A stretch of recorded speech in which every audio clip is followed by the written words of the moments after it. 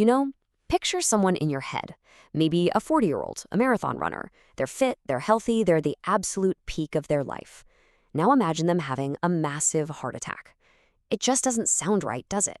But it's happening, and it's happening more and more. Today, we're going to talk about the hidden genetic ticking clock that could be putting millions of young, healthy-seeming people at risk. So what's really going on here? I mean, when someone does everything right, they eat well, they exercise, they don't smoke, and they still have a heart attack, well, the usual suspects just don't add up. It doesn't explain it. There's got to be something else going on. And it turns out the answer isn't in their daily habits, but in their actual blueprint.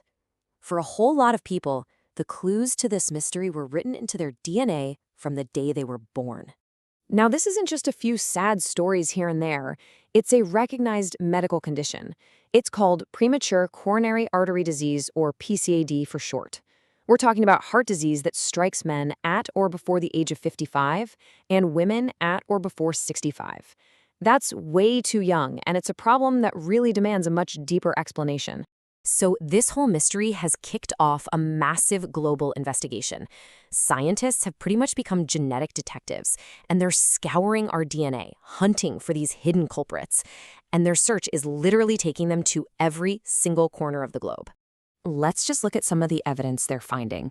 In Poland, for example, researchers totally zeroed in on a specific variation in a gene called SYNE1. Now get this, for young people who already had a family history of early heart problems, just carrying this one little variant was linked to a staggering 9.3 times higher risk of having a heart attack. That's huge. And this isn't just some isolated thing. Nope. Thousands of miles away, a study focusing on the Chinese Hakka population found something similar. They saw that carrying a specific version of the APOE gene, a genotype they call epsilon-3/epsilon-4, more than doubled a person's risk for one of these premature heart attacks. And the discoveries just keep on coming. Over in Egypt, researchers have pinpointed a variant in the SIRT1 gene. And again, it's a key risk factor for heart attacks in people under 40. And this just brilliantly illustrates how global this effort is. Down in Mexico, you've got the Genetics of Atherosclerotic Disease Project, or GIA. It's totally dedicated to finding the specific genetic markers that are most relevant to the Mexican population, which is so important because it acknowledges that our ancestry plays a massive role in our unique genetic risk. Okay, so you keep hearing me say variants. What exactly are these things the studies are finding? Well, they're often something called a SNP. Imagine your DNA is this giant, massive instruction manual for building you. A SNP is like a tiny single-letter typo in that book. By itself, one little typo probably doesn't matter much. But what if you have thousands of them? And you know what? That is the absolute key. For most people, a heart attack isn't caused by one big, obvious genetic mistake.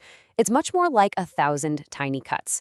A complex puzzle of small risk factors that, when they all come together, create a perfect storm. So this brings us to a really revolutionary idea.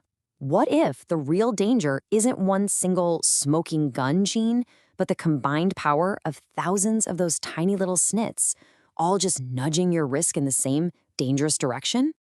This is exactly where this amazing new tool called the Polygenic Risk Score, or PRS, comes into play. Think of it like this. Scientists can now scan your DNA for thousands of those little typos we talked about. They see which ones you've got, and then they give each one a little risk rating based on what we know. Finally, they just add it all up to give you one single personalized score, your own unique genetic risk for heart disease. And look, this isn't just some futuristic science fiction. It's happening right now. As this 2024 review points out, these scores are designed to work with your doctor, not replace them. They add this powerful new layer of information, making it possible to predict your individual risk with, frankly, incredible accuracy. And this is so much more than just a research tool. This knowledge is fundamentally changing the entire future of healthcare. It's moving us away from just reacting to disease and toward actually predicting it. This really is a fundamental shift in how we think about heart health. Traditionally, right, we've been reactive. We wait for problems like high cholesterol to show up on a blood test. But this new genetic approach, it's proactive. It lets us see the risks decades before they become actual problems, which allows for truly personalized prevention. This is especially true for young people who might otherwise just completely fly under the radar. So the crucial part is what we can do with this info. I mean, imagine identifying someone at high risk in their 20s. We could tell them, hey, listen, your genetics mean you need to be extra vigilant about your diet and exercise now, not in 30 years. It can even help doctors decide who might benefit from starting cholesterol-lowering meds, like statins, way earlier in life. It's all about creating a health roadmap based on your unique genetic blueprint.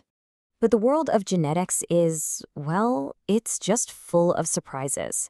As scientists were digging deeper and deeper into all this data on heart disease, they stumbled on a connection that absolutely nobody saw coming. It's an almost unbelievable question to even ask, right? But the data suggests it might just be possible.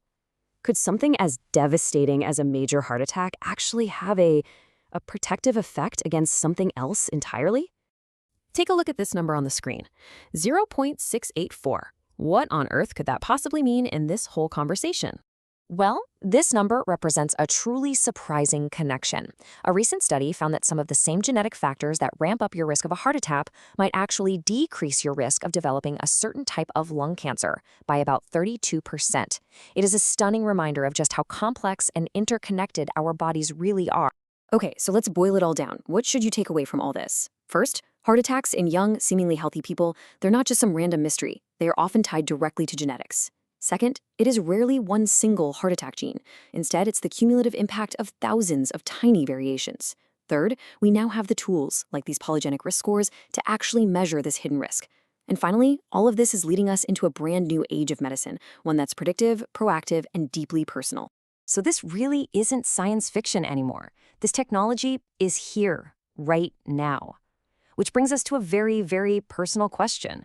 If a simple test could tell you your hidden risk for a heart attack, a risk that could be ticking away inside you at this very moment, would you take it? And what would you do with that knowledge?